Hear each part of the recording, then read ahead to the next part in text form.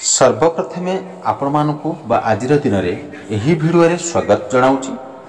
बंधुगण, मृत बा पितृपुरुषंकर फोटो घरे क्यों स्थान रे लगाइले धनर वृद्धि होता है एवं क्यों स्थान रे लगाइले धनर क्षति होता है।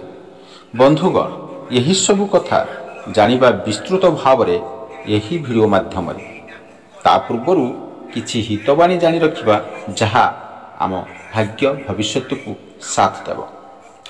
घरर पूर्व एवं उत्तर दिगरे हसुथिबा पिलांकर फोटो लगाइबा द्वारा शुभ होता है। मन रखु बंधुगण, यह कले आपण मानकर मंगल हेबो एवं सकारात्मक शक्तिर वृद्धि होता है।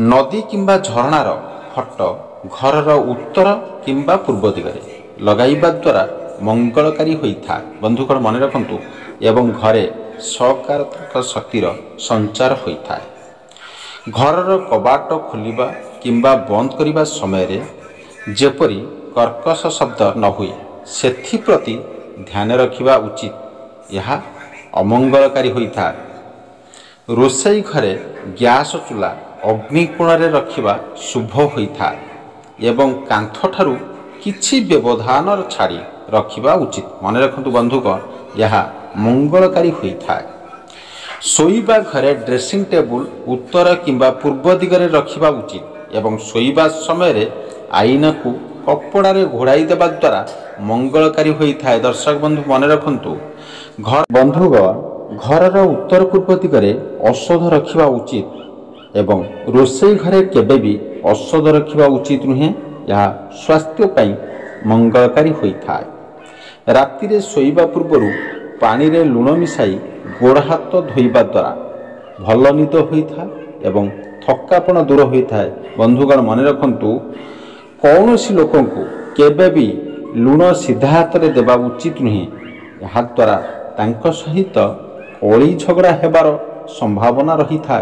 दर्शक बंधु, मन रखु घर पोछा लगाइबा समय रे पानी रे अल्प लुण मिसाई पोछा करिबा द्वारा अशुभत्व दूर होता है। बंधुगण, मन रखु एवं मंगलकारी मध्य होता है। घर सफा करिबा समय सरिला परे पानी रे मन रखु हलदी मिसाई ताकू पानपत्र साहाय्य रे घरे छिंचिबा द्वारा शुभ होता है एवं घरे सुख शांति वृद्धि होता है। घरे जदि धार्मिक पुस्तक रही थाए, मन रखु दर्शक बंधु, तेबे घरर पश्चिम दिगरे रखिबा द्वारा मंगलकारी होता है एवं यहाकू घरर अन्य कौनसी दिगरे रखिबा उचित नुहे। ठाकुर घरे पूजा हेउथिबा ठाकुरंकर फोटो केबे भी सामना सामनी रखिबा उचित नुहे।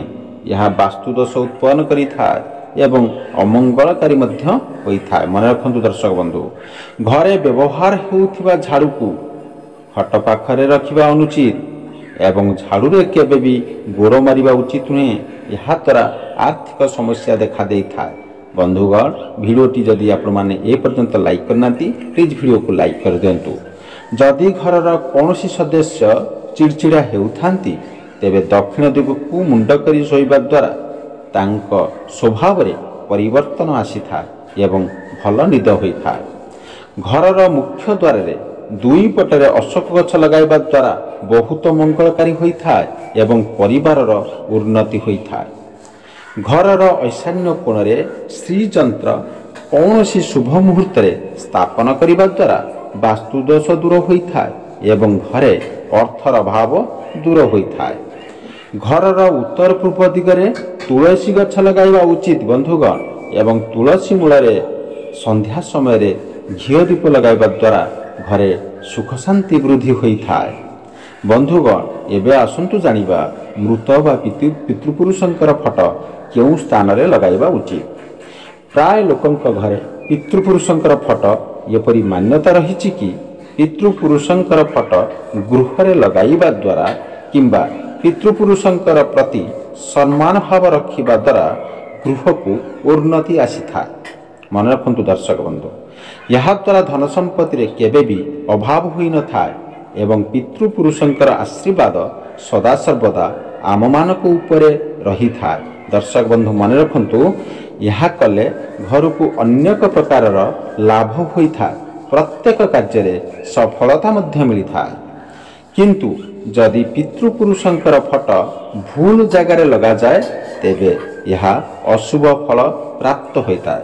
ବନ୍ଧୁଗଣ, ଏପର୍ଯ୍ୟନ୍ତ ଯଦି ଭିଡ଼ିଓକୁ ଲାଇକ୍ କରିନାହାନ୍ତି ପ୍ଲିଜ୍ ଭିଡ଼ିଓକୁ ଲାଇକ୍ କରିଦିଅନ୍ତୁ ଏବଂ ଚ୍ୟାନେଲରେ ନୂଆ ଥିଲେ ଚ୍ୟାନେଲକୁ ସବସ୍କ୍ରାଇବ୍ କରିଦିଅନ୍ତୁ। ଏବେ ବନ୍ଧୁଗଣ ଆସନ୍ତୁ ଜାଣିବା ଗୃହରେ କେଉଁ ଦିଗରେ ପିତୃପୁରୁଷଙ୍କର ଫଟୋ ଲଗାଇବା ଆବଶ୍ୟକ ଏବଂ କେଉଁ ଜାଗାରେ ଲଗାଇବା ଉଚିତ ନୁହେଁ। ପ୍ରଥମ କଥା ହେଲା, ଘରର ମନ୍ଦିର କିମ୍ବା ଘରେ ଯେଉଁ ଜାଗାରେ ପୂଜାପାଠ କରୁଛନ୍ତି ସେଠାରେ ପିତୃପୁରୁଷଙ୍କର ଫଟୋ ଆଦୌ ଲଗାନ୍ତୁ ନାହିଁ। ମନେ ରଖନ୍ତୁ ଦର୍ଶକ ବନ୍ଧୁ, ଠାକୁର ଘରେ ପିତୃପୁରୁଷଙ୍କର ଫଟୋ ରଖିବା ଅଶୁଭ ମନାଯାଏ। ମନେ ରଖନ୍ତୁ ଦର୍ଶକ ବନ୍ଧୁ, ଏହାର ବହୁତ ନକାରାତ୍ମକ ପ୍ରଭାବ ଆପଣମାନଙ୍କ ଉପରେ ପଡ଼ିଥାଏ। ଏହାର ଫଳ ସର୍ବଦା ଅଶୁଭ ହିଁ ପ୍ରାପ୍ତ ହୋଇଥାଏ। ଯଦି ଆପଣଙ୍କର ଘରେ ପୂଜାପାଠ ଯେଉଁ ଜାଗାରେ ହେଉଥାଏ, ଯେପରିକି ଘରର ଈଶାନ୍ୟ କୋଣ ଅର୍ଥାତ୍ ଉତ୍ତର ପୂର୍ବ କୋଣକୁ କୁହାଯାଏ ଈଶାନ୍ୟ କୋଣ। ମନେ ରଖନ୍ତୁ ଦର୍ଶକ ବନ୍ଧୁ, ଏହି ସ୍ଥାନଟିକୁ ମନ୍ଦିରରେ ରଖିବା ସବୁଠାରୁ ଶୁଭ ବିଚାର କରାଯାଏ। ଯଦି ଉତ୍ତର ପୂର୍ବ କୋଣରେ ଆପଣଙ୍କର ପୂଜା ସ୍ଥାନ ରହୁଛି ତ ଆପଣଙ୍କର ପିତୃପୁରୁଷଙ୍କର ଫଟୋକୁ ଘରର ପୂର୍ବ ଦିଗରେ ଲଗାନ୍ତୁ। ମନେ ରଖନ୍ତୁ ଦର୍ଶକ ବନ୍ଧୁ, ଯଦି ପୂଜାପାଠର ସ୍ଥାନ ପୂର୍ବ ଦିଗରେ ରହିଅଛି ତେବେ ଆପଣଙ୍କର ପିତୃପୁରୁଷଙ୍କର ଫଟୋ ଈଶାନ୍ୟ କୋଣରେ ଲଗାଇବା ଉଚିତ। ଠାକୁର ଘର ଓଲଟା ଦିଗରେ ହିଁ ପିତୃପୁରୁଷଙ୍କର ଫଟୋ ଲଗାଇବା ଉଚିତ। ମନେ ରଖନ୍ତୁ ଦର୍ଶକ ବନ୍ଧୁ, ଏହା କଲେ ଆପଣମାନଙ୍କର ମଙ୍ଗଳ ହେବ। ଘରର ଉତ୍ତର ଦିଗରେ ବା ଆପଣ ଯେଉଁ ଘରେ ଶୟନ କରୁଛନ୍ତି ବା ଶୋଉଛନ୍ତି ସେହି ଘରର ଉତ୍ତର କାନ୍ଥରେ ଯଦି ଆପଣ ପିତୃପୁରୁଷଙ୍କର ଫଟୋକୁ ଲଗାଇଥାନ୍ତି ତେବେ ଏହା ବହୁତ ଶୁଭ ଫଳଦାୟକ ହୋଇଥାଏ। ବନ୍ଧୁଗଣ, ଦର୍ଶକ ବନ୍ଧୁ ମନେ ରଖନ୍ତୁ, ତ ସବୁଠାରୁ ଏହା ଉତ୍ତମ ଏହା ଅଟେ କି ଆପଣ ଘରର ଉତ୍ତର ଦିଗରେ ଅବା ଯେଉଁ ଦିଗରେ ଆପଣ ଶୋଉଛନ୍ତି ସେହି ଘରର ଉତ୍ତର କାନ୍ଥରେ ପିତୃପୁରୁଷଙ୍କର ଫଟୋ ଲଗାନ୍ତୁ। ଏହା କଲେ ଆପଣମାନଙ୍କର ମଙ୍ଗଳ ହେବ, ଆପଣଙ୍କ ଘରେ ସୁଖ ଶାନ୍ତିର ଅର୍ଜନ ହେବ। ଘରର ନେତୃତ୍ୱ କୋଣ କାହାକୁ କହିବା? ଦକ୍ଷିଣ ପଶ୍ଚିମ କୋଣକୁ ନେତୃତ୍ୱ କୋଣ କୁହାଯାଏ। ପିତୃପୁରୁଷଙ୍କର ଫଟୋ କେବେ ବି ଲଗାଇବେ ନାହିଁ ନେତୃତ୍ୱ କୋଣରେ। ମନେ ରଖନ୍ତୁ ଦର୍ଶକ ବନ୍ଧୁ, ଯଦି ଆପଣ ଘରର ଦକ୍ଷିଣ ପଶ୍ଚିମ ଦିଗରେ ପିତୃପୁରୁଷଙ୍କର ଫଟୋକୁ ଲଗାଇବେ ତାହେଲେ ଆପଣଙ୍କର ଘରର ଉନ୍ନତି ଅଟକି ଯାଇଥାଏ। ତ ଏହାର ଅବଶ୍ୟ ଧ୍ୟାନ ରଖନ୍ତୁ ଦର୍ଶକ ବନ୍ଧୁ। ଏହା ବ୍ୟତୀତ ଘରର ପଶ୍ଚିମ କିମ୍ବା ଦକ୍ଷିଣ ଦିଗରେ ପିତୃପୁରୁଷଙ୍କର ଫଟୋ ଲଗାଇବା ଘର ପାଇଁ ଅମଙ୍ଗଳ ହିଁ ସାବ୍ୟସ୍ତ ହୋଇଥାଏ। ବନ୍ଧୁଗଣ ମନେ ରଖନ୍ତୁ, ଏପରି ମାନ୍ୟତା ରହିଛି କି ଯଦି ଘରର ପଶ୍ଚିମ ଏବଂ ଦକ୍ଷିଣ ଦିଗରେ ପିତୃପୁରୁଷଙ୍କର ଫଟୋ ଲଗାଇବେ ତ ଏହା ଦ୍ୱାରା ଘରେ ଧନ ସମ୍ପତ୍ତିର ହାନି ହୋଇଥାଏ। ଦର୍ଶକ ବନ୍ଧୁ ମନେ ରଖନ୍ତୁ, ଏହା କଲେ ଆପଣମାନଙ୍କର ମଙ୍ଗଳ ହେବ। ଏହା ସହିତ ଏହି କଥାର ଧ୍ୟାନ ରଖନ୍ତୁ କି ଘରର ବ୍ରହ୍ମସ୍ଥାନ ଅର୍ଥାତ୍ ଘରର ମଝାମଝିରେ ପିତୃପୁରୁଷଙ୍କ ଫଟୋ ଭୁଲରେ ବି ଲଗାଇବେ ନାହିଁ। ଏହି ଜାଗାରେ ପିତୃପୁରୁଷଙ୍କ ଫଟୋକୁ ଲଗାଇଲେ ସେଠାରେ ଯେଉଁ ବ୍ୟକ୍ତିମାନେ ରହୁଥାନ୍ତି ସେମାନଙ୍କର ମାନ ସମ୍ମାନରେ ହାନି ଘଟିଥାଏ, ହାନି ପହଞ୍ଚିଥାଏ। ତେଣୁ ଦର୍ଶକ ବନ୍ଧୁ ଏହା ମନେ ରଖନ୍ତୁ, ସେମାନଙ୍କୁ କୌଣସି ସ୍ଥାନରେ ସମ୍ମାନ ବି ମିଳିନଥାଏ ଏବଂ ସେମାନଙ୍କର ଜୀବନରେ ଏପରି ପରିବର୍ତ୍ତନ ଘଟିଥାଏ ସେମାନଙ୍କର ନିନ୍ଦା ଏବଂ ମାନହାନି ହୋଇଥାଏ। ସବୁବେଳେ ମନେ ରଖନ୍ତୁ ଦର୍ଶକ ବନ୍ଧୁ, ସେଥିପାଇଁ ଘରର ବ୍ରହ୍ମସ୍ଥାନ ବା ମଝାମଝିରେ ପିତୃପୁରୁଷଙ୍କର ଫଟୋ ଲଗାଇବେ ନାହିଁ କେବେ ହେଲେ। ତେବେ ଆପଣମାନଙ୍କ ମନରେ ଗୋଟିଏ ପ୍ରଶ୍ନ ଉଠିଥିବ କି ଏପରି କେଉଁ ଜାଗାରେ ପିତୃପୁରୁଷଙ୍କର ଫଟୋ ଲଗାଇବା ସର୍ବଦା ଉଚିତ ହୋଇଥାଏ, ସର୍ବଦା ଠିକ୍ ହୋଇଥାଏ। ତେବେ ଏହା ଜାଣି ନିଅନ୍ତୁ କି ଘରର ଉତ୍ତର ଦିଗରେ ପିତୃପୁରୁଷଙ୍କର ଫଟୋ ଲଗାଇବା ସବୁଠାରୁ ଉତ୍ତମ ଅଟେ। ମନେ ରଖନ୍ତୁ ଦର୍ଶକ ବନ୍ଧୁ, କିମ୍ବା ଯେଉଁଠାରେ ଆପଣ ଶୟନ କରୁଛନ୍ତି ସେହି ଘରର ଉତ୍ତର କାନ୍ଥରେ ପିତୃପୁରୁଷଙ୍କର ଫଟୋ ଲଗାଇବା ସବୁଠାରୁ ଉତ୍ତମ ଅଟେ। ଏହା କଲେ ଆପଣମାନଙ୍କର ମଙ୍ଗଳ ହେବ। ଦର୍ଶକ ବନ୍ଧୁ, ଭିଡ଼ିଓଟିକୁ ଯଦି ଲାଇକ୍ କରିନାହାନ୍ତି ପ୍ଲିଜ୍ ଭିଡ଼ିଓକୁ ଲାଇକ୍ କରିଦିଅନ୍ତୁ।